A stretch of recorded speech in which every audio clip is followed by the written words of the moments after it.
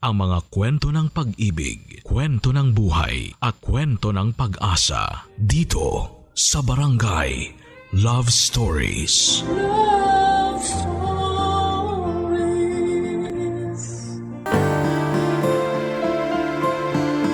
Maraming dahilan ng mga tao kung bakit sila nagbabago. Madalas dahil nasasaktan sila ng todo. Ikaw, kabarangay, ano ang dahilan ng pagbabago mo? Dear Papa Dudut, ako nga pala si Cha, 25 years old at maagang naging man-hater. Dahil paulit-ulit akong niloko ng mga karelasyon ko. 14 years old ako noong first time na ma-in love. Sa kaklase ko, gwapo, masarap, kasama, talented. Yun siya, kaya ang bilis kong ma-fall. Nung niligawan niya ako, syempre hindi na ako nag-inarte. Dream boy talaga ang level niya. Pero kasing level din pala niya si Satanas.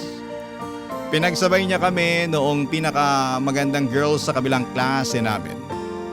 Naka-move on din naman ako after that, Papa Dudut. 18 years noong next akong na-in love. Pero malas pa rin. Yung next kong naging boyfriend ay isa palang bakla. Akala ko kampante na ako na hindi niya ako ipagpapalit sa ibang babae pero pinagpalit naman niya ako sa ibang lalaki. Ang third boyfriend ko naman akala ko ay serious na. Maayos naman ang relasyon namin. Tinanggal niya ang trust issues ko at malalim na love ang na-feel ko for him. Tumagal po kami ng ilang taon bago siya nag-decide na iwanan po ako. Just because nanawa na siya sa akin. Boring daw ako, walang toyo, hindi nakikipag-away, hindi nagsiselos. Baliw, hindi ba? Sobrang na-hurt ako na dahilan kung bakit I choose na baguhin na ang pagkatao ko.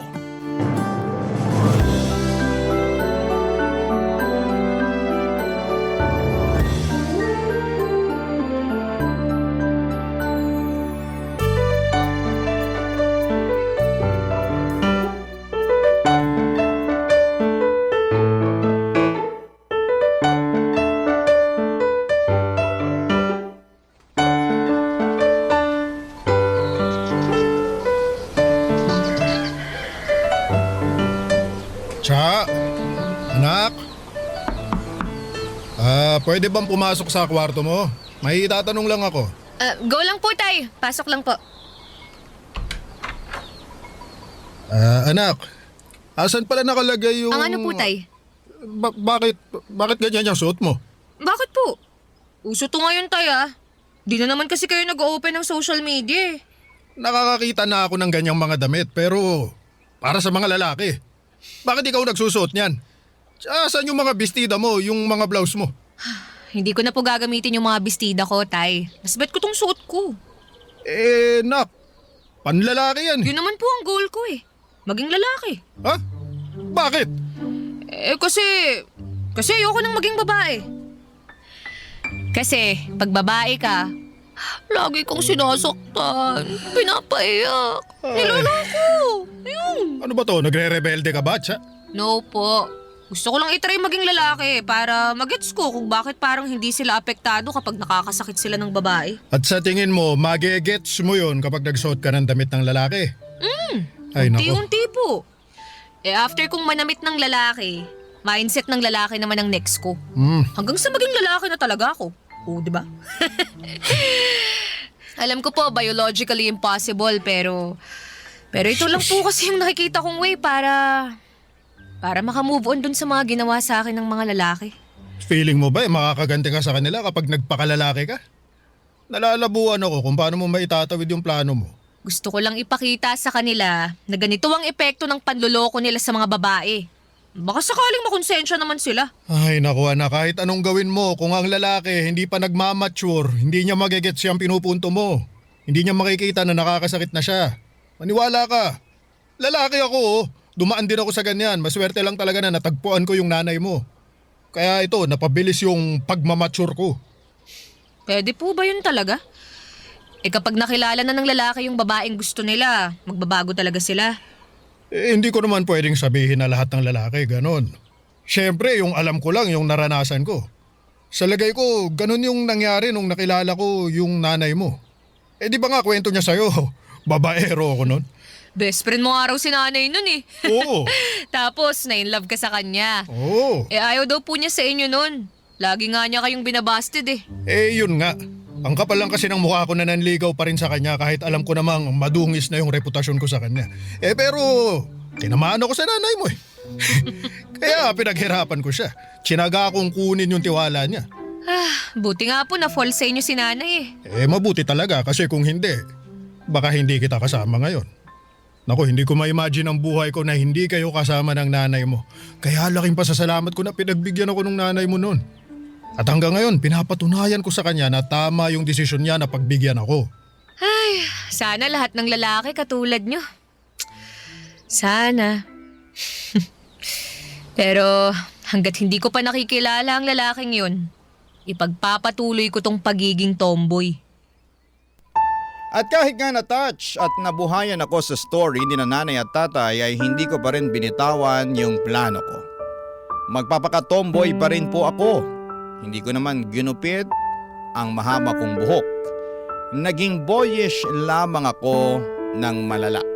Yung tipong walang gustong lumapit na lalaki sa akin unless serious sila na kilalanin at mahalin ako. Sinubukan ko rin makipaglapit sa mga babae para magmukha akong authentic na tomboy. Sa totoo lang ay nagkaka-crush na rin ako sa mga girls noon. Not sure kung dahil lamang yon sa galit sa mga lalaki. At sa journey ko ng pagiging tomboy ay nagkaroon ako ng bagong friend, si Ryan. Ka-age ko lamang siya at parehas kami ng mga hilig like basketball and video games. Tinuruan din niya ako ng mga hobby ng mga lalaki. Hindi naman niya ako sinubukang landiin. Sabi nga niya sa akin ay mas malaki pa raw akong umasta or mas lalaki at astig pa raw akong umasta kesa sa kanya. Flattered ako noon kasi doon ko napatunayan na effective ang pagpapalit ko ng aking pagkatao. Madalas ako rin ang tumutulong sa kanya para mapasagot niya ang mga kaibigan kong babae na natitipuhan niya papadudot.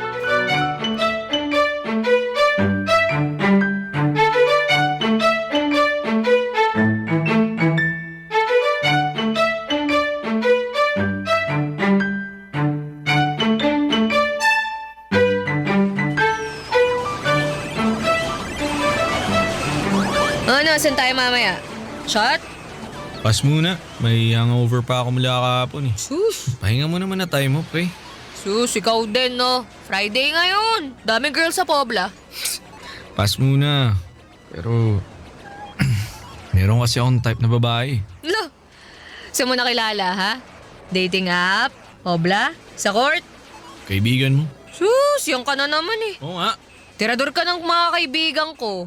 Wala na ako natirang kaibigan dahil lahat sila pinaasa mo. Hoy, nagiging totoo lang naman ako. Sa hindi nag-workout eh. Yung ibang friends mo demanding. Yung iba naman okay sa pagiging clingy. Yung isang kaibigan mo, si Tonet, unang date pa lang namin, gusto na ako i-live-in. Sinong hindi manggugust dun? Masyado mo kasing ginagalingan eh. Bilis tuloy na lang ma-fall. O yan, hinahanapan ka na agad ng commitment. Pero kung usapang commitment lang naman, meron talaga akong type na kaibigan mo. Teka. Si Jan ba yan, yung naka-veneers? O si Luisa, yung laging maiksi yung palda? Ano, sino sa kanila? Yan na lang yung mga single na kaibigan ko na hindi mo pa sinaktan eh. Uy, hindi sila. Si yung laging naka-pink. Naka-braces, yung may bangs. Ah, si Mika. Uy, wag yun ah. Uy, grabe ka. Wag mo na may pagdamot. Seryoso na ako ngayon. Mabait kasi yon. Baka kung ano pang traumang ibigay mo sa kanya. Taong simbahan kayo. Uy, nagsisimba rin ako ha. Iba yung nagsisimba sa napapadaan lang sa simbahan dahil malapit dun yung paradahan ng taxi. Grabe ka. At least dumadaan pa rin sa simbahan. Oh. Basta pre, iba na lang. Huwag na si Mika. Kahit si Luisa na lang. Mahilig ka naman sa nakapalda, di ba? Si Mika talaga yung gusto ko eh. Sige na, tsa. Last na to. Promise. Ganyan Last. din yung sinabi mo kay Pat eh. Anong nangyari, ha? Wala pang 3 araw, ginost mo na. Paano hindi ko naman i-ghost yun? Tinanong kung baog ba ako. Oh. Ano? Kasi gusto niya na ng lalaki makakabuntis daw. Tama bang yun yung topic namin sa unang chat ko sa kanya? Tingin mo. Kalokohan. Huwag ka nga tatawa-tawa dyan. Tulungan mo na kasi ako. Last na talaga si Mika. Siya na talaga yung gusto kong seryosohin. Lagi mo sinasabi yan eh. Tapos kapag may nakita kang mali sa kanila, iiwan mo na bigla sa ere.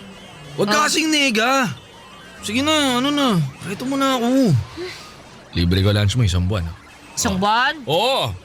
Pati dinner ah. Tsaka kape tuwing weekends. Ano, G? Abusada ka ha. Di wag. Bahala kang manligaw kay Mika. Mahirapan pa naman yung mga lalaki na lumapit dun. Tsaka mataas ang standards nun, pero Sabi naman. nakikinig yun sa akin. Oo na, kapag- sige na. Lahat ng gusto mo, G na ako dyan. Yun! Dali mo naman palang kausap eh.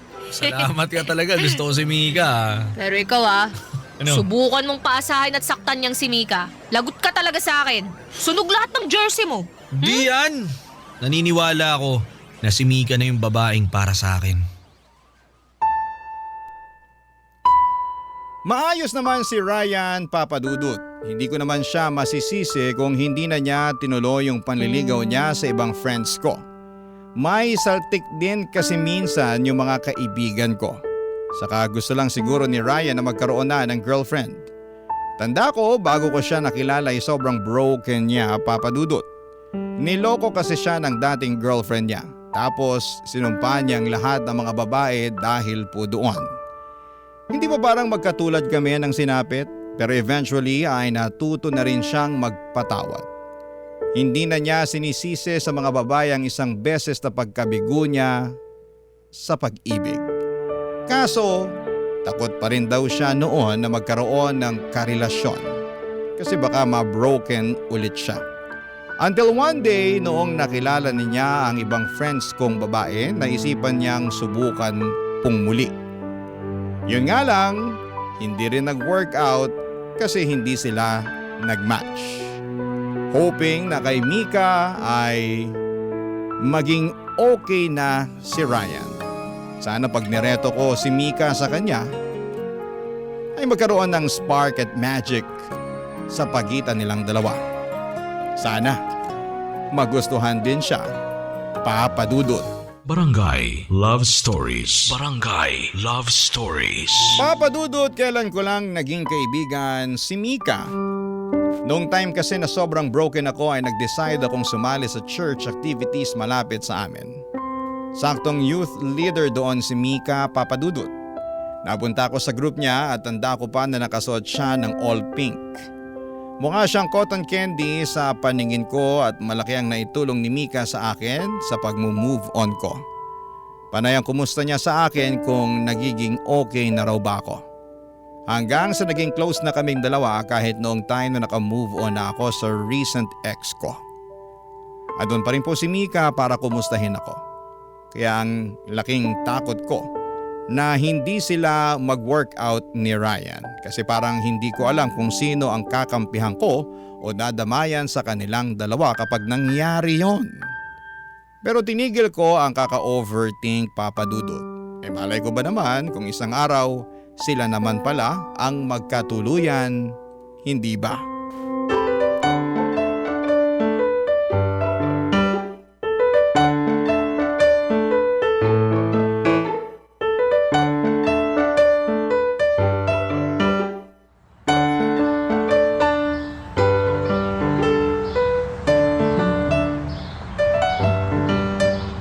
Kumusta yung group mo sa simbahan? Okay naman. Meron nga kaming bagong project na sisimulan namin bago matapos tong month. Saka Nga pala, may nagkakagusto sa yung friend ko. Si Ryan. si Ryan? Mm. Yung laging nakasuot ng jersey kahit hindi naman magbabasketball? Oh, siya nga. Type na type ka niya eh. Favorite din daw kasi niya yung color pink. Kaya ka ba pumunta rito para maging bridge ni Ryan sa akin? Parang ganun na nga. Ikaw kala ko naman gusto mo talaga akong kumustahin. Gusto naman talaga kitang kumustahin eh. Seryoso. Kumusta ba love life mo? May boyfriend ka na ba? Kasi kung wala pa, di kay Ryan ka na lang. Teka lang naman sis, Binibigla mo ako sa mga sinasabi mo eh. Nagmamadali na kasi si Ryan na magpalakad sa'yo eh. Pagbigyan mo no. Okay naman yun eh. Kung makapag-sales to ka sa kaibigan mo, kala mo siomay lang ino-offer mo eh. Mas masarap pa sa siomay si Ryan. Bakit? Natikman mo na ba siya? Yak! Ano ba? Hindi ko trip yun oh. Kadiri naman yun. Bakit naman hindi? Pas na ako sa lalaki. Sakit lang ng ulo yan eh. Sakit naman pala ng ulo eh. Di pass na rin ako dyan. Pero hindi ka dapat magpas kay Ryan. Pagsisisihan mo lang. Sige nga, i-convince mo ako para bigyan ko siya ng chance. Alam ko, sa itsura, hindi siya masyadong nabiyayaan. Pero habang tumatagal naman eh, kapag nasasanay ka na sa pagmumukha niya, may isip mo na, yun, pwede na. Oh, ganun. Parang ayoko nang pwede na. Kung hindi naman basihan ng itsura, ayos talaga si Ryan. Nakakatawa yun, alam mo ba? Very sensitive yun sa ibang tao. Alam niya kapag bad mood ka. Tsaka gagawa siya ng paraan para mapasaya ka. Bibilhan ka niya ng ice cream o chocolate. Tapos alam mo, natatandaan niya lahat ng gusto mo. Kahit ikaw mismo, nakalimutan mo nang binanggit yun sa kanya. Pero siya pala, natatandaan pa. O, di ba? Talaga ba? Ang sweet naman. Sweet talaga yon. Tuwing birthday ko nga binabati ako nun eh. Sakto ng 12:00 ng hating gabi. Partida, maaga pa yung natutulog. Pero maghihintay yun ng 12:00. Mabati lang ako. O, di ba? Grabe ha. Wala sa itsura niya. Mukha siyang loko-loko at hindi seryoso. Mukha lang. Pero kapag nakilala mo siya, hindi naman pala. Malalim na tao yun. Matalino. Marami kang matututunan sa kanya. Tsaka sobrang galante nun. Lagi niyang iisipin kung ano muna yung gusto mo bago yung sa kanya. Feeling protected ka rin lagi kapag katabi ka niya. Diba? Yun naman ang kailangan nating mga babae. Ay, dahil sa sinabi mong yan, parang gusto ko na tuloy siyang makilala. Sige, ireto mo na ako sa kanya. Yon, ayos! Nagulat ako nang mapa-oo ko kaagad si Mika Papadudut. Nagulat din ako sa sarili ko nang maramdaman kong kumabog ang puso ko. Lalo na nung dinescribe ko ang good qualities ni Ryan. Hindi ako makapaniwala sa mga lumabas sa bibig ko. Pero totoo naman lahat ng mga sinabi ko. Hindi lang dahil gusto ko siyang ireto kay Mika. Bigla rin akong nakaramdam ng selos nang maisip kong irereto ko na sila sa isa't isa. Doon ko na-confirm ang bagay na matagal ko nang dinidinay. Papadudut, gusto ko po si Ryan. Naunahan lamang ako ng takot na magmahal ulit kaya nagawa ko yung itago. At mas lalo kong nararamdaman na kailangan ko nga yung itago lalo't ako na ang magiging bridge nilang dalawa. Pero hindi ko kayang maghintulay sa kanila. Iniisip ko pa lamang ay nasasaktan na po ako. Kaya naman dinedelay ko ang pagbibigay ng sagot kay Ryan tungkol kay Mika Papadudut.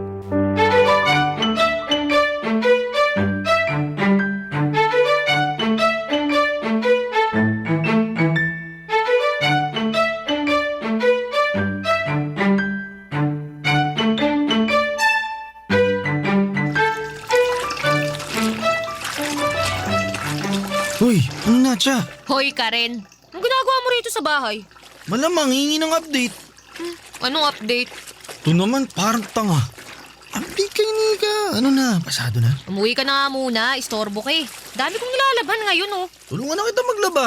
Sabihin mo lang sa akin kung ano sabi ni Mika. Ayoko ng paglalaba mo. Kung na nga yung tutulungan dyan eh. Hindi ka nga nakakatulong eh. Nung last na tinulungan mo ako maglaba, yung mga dekolor ko biglang namuti. Yung mga puti naman nang itim. It's the thought that counts. Sus, tot, that counts ka pa. Umalis ka nga. Sumagot Marami ka na pa muna talaga kasi. akong gagawin. Ano nga? Nakausap mo na ba si Mika? Oo na. O ano sabi? Ay, basta. Siya naman eh. Pinapaasa mo lang ba ako kay Mika? Ano na ba nangyayari? Ilang araw ka nang umiiwas sa akin ha? Kala mo hindi ko napapansin? Ay, nako. Sigurado ka bang gusto mo si Mika? Oo nga. Dumaan nga ako sa church nila nung isang araw eh. Grabe, ang ganda niya. Sana, di na siya magpahaba ng bangs. Tsaka sana, lagi siya nakapink. Lakas mga babae. Alam mo, nakakairita ka na. Umalis ka na nga. Grabe ka. Ba't ba kanina mo pa ako pinapaalis? Kasi marami pa nga akong gagawin. May tinatago ka, no? Ha? Ako? May tinatago? Oh, ba't di ka makasagot tungkol kay Mika? Ano ba nalaman mo? Ano, busted na ako? Ay nako, eto na nga. Ayoko lang talagang manggaling sa akin pero dahil makulit ka, sasabihin ko na. Mabaho ang paa ni Mika. Huh? Kahit nakasapatos yun, maalingasaw yung amoy ng paa niya. Alam mo yung cheese na nabubulok? Ganun na ganun. Diri naman. Oo! Kaya nga sa simbahan, laging nakatutok yung electric fan sa paa niya eh. Para lang mahanginan at maitaboy ang baho. Seryoso ka ba? Oo nga. At saka eto pa. Alam mo bang kahit bagong ligo siya, amoy ginisang sibuyas pa rin ang kilikili niya? Weh! Oo! Kahit 1 kilometer away ka sa kanya, maaamoy mo eh. Sobra ka naman. Kaya ikaw din.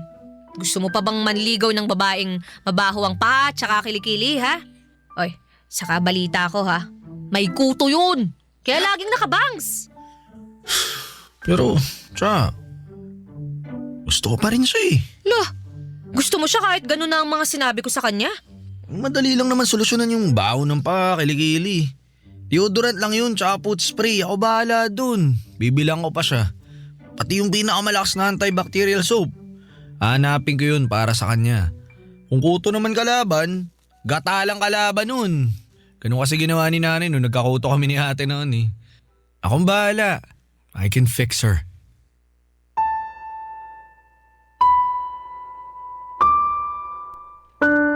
Nanibago ako kay Ryan Papadudut. Hindi naman siya ganon dati. Kapag may sinabi akong kapintasan ng isang babae ay mati-turn off kaagad siya. Cut off agad ang babaeng yon sa buhay niya. Pero bakit noong siniraan ko na si Mika ay gusto pa rin niya, Papadudut? Nag-offer pa nga siya ng solusyon. Sa totoo lang ay hindi naman totoo yung body odor at kuto ni Mika. Gawa-gawa ko lang yon. Desperada na kasi akong mapapayag si Ryan na tigilan na si Mika. Kaya lang epic fail ang mga bagay na yon. Hindi ko magad si Ryan at doon ko na-realize na mukhang tinamaan na siya kay Mika. Bigla akong nagselos. Na-insecure ako bigla sa sarili ko at ikumpara ko ang sarili ko kay Mika. Ano ba naman ang laban ko sa napaka-feminine na datingan ni Mika, Papadudut? Sa aming dalawa, ako pa nga itong parang mukhang may body odor at kuto. Napakaswerte naman talaga niya. Sana, ako na lang siya, Papadudut. Barangay Love Stories. Barangay Love Stories. Tinuloy ko pa rin ang pagiging bridge kina Mika at Ryan, Papadudut. Masakit man pero kailangan ko nang gawin bago pa makahalata si Ryan na iniiwas ko na sa kanya si Mika. Ang sakit kaya nun. Yung tipong nakiki-third wheel ako sa kanila sa dates nila. Ako ang taga-alalay kapag nauubusan na ng banat si Ryan. Panay naman ang puri ko sa kagandahan ni Mika para lamang tumaas ang self-confidence niya. Nakakadurog itong ginagawa kong ito, Papadudut.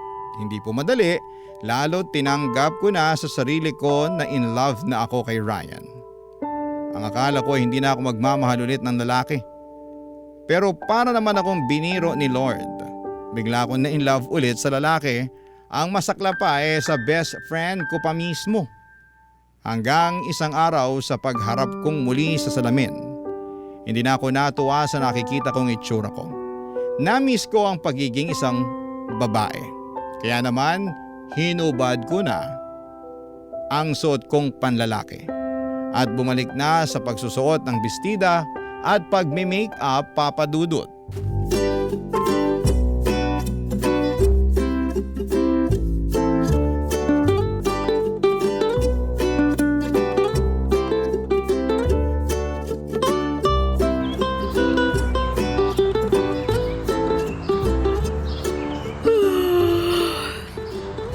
Nakakaantok naman. Cha! Cha!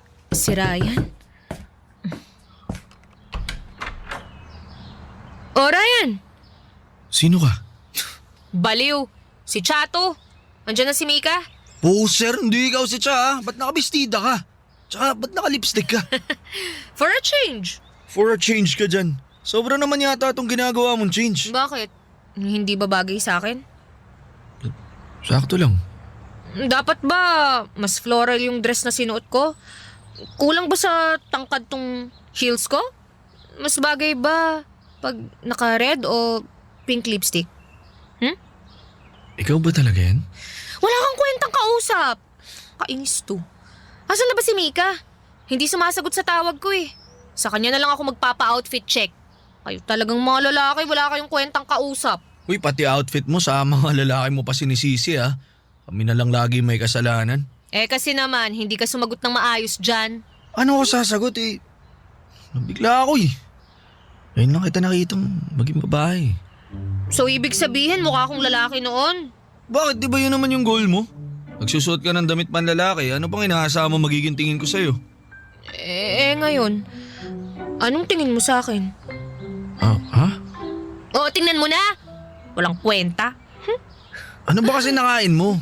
Ba't biglang nagpakababae ka? Alam mo, laitin mo na lang ako ng derechahan kaysa paligoy-ligoy ka pa dyan. Sige, gusto mo yan ha?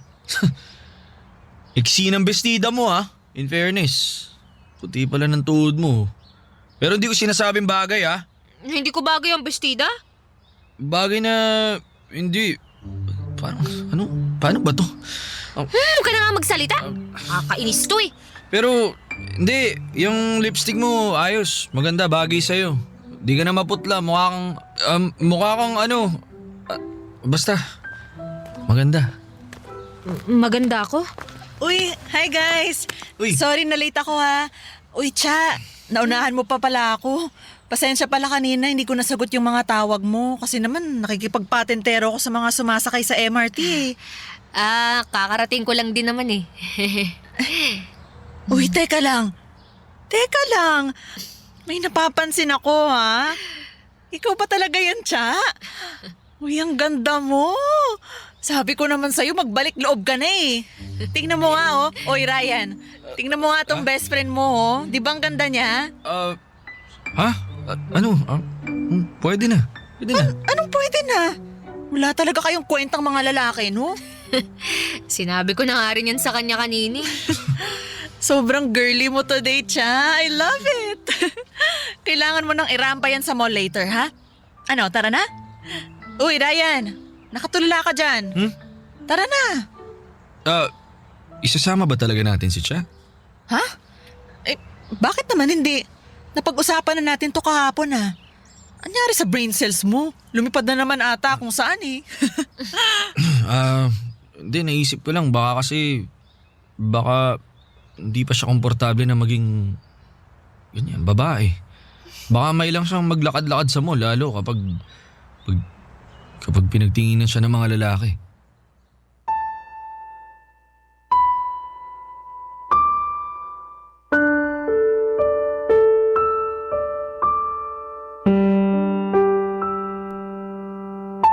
Hindi ko alam kung dilulo lang ba ako, Papa Dudut, pero kita ko sa mga mata ni Ryan ang paghanga sa pagbabago ko.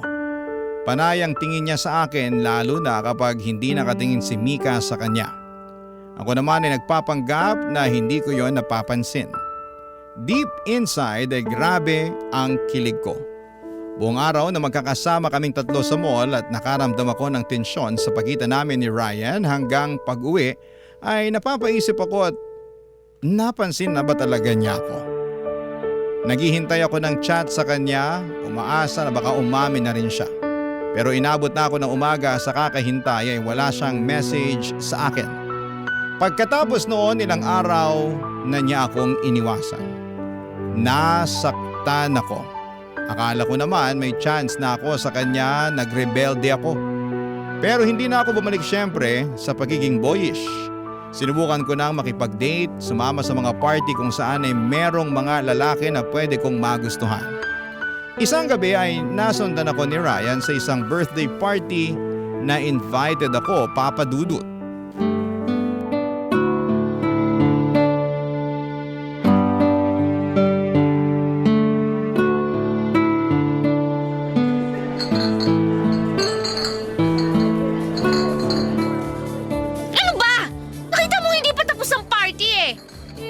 Lasing ka na, halika na. Ano bang pakialam mo?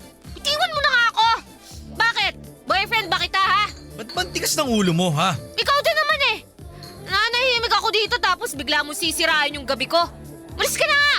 Hindi ka naman invited dito eh. Hindi ako aalis dito hanggat di ka sumasama sa akin. Eh di wag. Kahit dito ka pa matulog, hindi ako sasama sa'yo. Talagang matigas ang ulo mo, ha? Ah! Ano ba, Ryan? Itiwan mo nga ako! Bigat mo! Subukan mong pumasok ulit sa loob ng bahay na yan. Tatamaan ka talaga sa akin. Ano bang pakialam mo? Bakit mo ba ako ginaganito? Inaano ba kita, ha? Sino ka ba? Ba't ba ang tapang mo, ha? Gusto lang naman kitang protektahan eh. Ni hindi ka na nga makatayo ng maayos, oh. Gusto mo ba man mangyari sa'yong masama? Wow! Oo, isa pagiging protective, ah. Ano ka, boyfriend? Ay, wait. Best friend lang pala kita. Best friend! Halika na. Umuwi na tayo. Halika Iwan mo na. ako sabi eh! Bakit ba hindi mo nalang tinuloy-tuloy ang pag-iwas mo sa akin, ha? Bakit kung kailan gusto na kitang kalimutan, tsaka ka biglang lalapit? Tiya, Oo, Ryan! Magkamina na tayo! Gusto kita! Gustong gusto! Pero ang manhid mo! Nakita mo na ang pagbabago ko pero wala lang sa'yo! di mo lang naiintindihan yung nararamdaman ko. At ikaw, naiintindihan mo pa yung nararamdaman ko? Sa tuwing nagpapatulong ka para mapasagot si Mika? Sa tuwing sinasama niyo ako sa date yung dalawa? Kala mo ba okay lang ako doon? Ryan, para akong tanga! Tinutulungan kita sa kaibigan ko! Kahit sa totoo lang, gusto ko sa akin ka lang! Gusto ko rin naman akin kay. Ano? Akala mo ba madali para sa akin to? Sa una pa lang gusto na kita. Kahit mas lalaki ka pang manamit kaysa sa akin, gusto pa rin kita. Pero kinailangan kong itago yun. Kasi lagi kang galit sa mga lalaki. Alam mo, ayos lang sa akin na i-reject ako ng mga kaibigan mo. Ayos lang sa akin, basti din ako ni Mika. Pero hindi ikaw. Ayoko. Kaya hindi ako umamin sa'yo nun. Kasi iniisip ko palang na i-reject mo na ako parang hindi ko na kaya. Kasi alam ko pati pagkakaibigan natin mawawala pag sumugal ako sa'yo. Ryan, totoo ba yan? Sinubukan ko naman pigilan eh. Kaso lumala nung nagdamit pang babae ka na. Alam mo naman kainahan ko yung ganyan, di ba? Tsaka ang ganda-ganda mo. Tsaka sobra. Di ka mawala sa isip ko eh. Kaya, yun. Umiwas ako kasi lumalalim na lalo yung feelings ko para sa'yo eh. Paano si Mika? Sinabi ko na sa kanya yung totoo. Ayun, ayos lang daw sa kanya. Sabi niya, di naman daw niya ako ganun ka-type. Nahiya lang daw siya tumanggi sa akin kasi nireto mo ako sa kanya. Meron daw talaga siyang gusto sa church nila. Alam mo, nagpapatulong nga sa akin. So, paano na to? Paano na tayo? Eh, kung di ka na bad trip sa lalaki, liligawan na sana kita.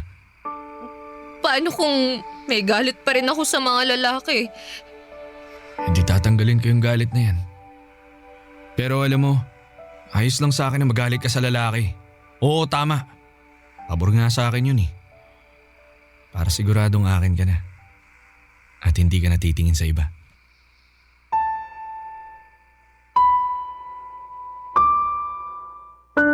Nagkatinginan kaming dalawa, Papa Dudut. Para bang ang perfect ng lahat. Parang may fireworks sa paligid na tanging kami lamang dalawang nakakakita at nakakarinig. Napakasaya sa pakiramdam. Sa isang iglap ay nawala lahat ng takot ko at galit sa mga lalaki. Parang ang sarap lang ulit magtiwala. Sa ngayon ay inaaral kong tanggalin ang galit ko sa mga lalaki.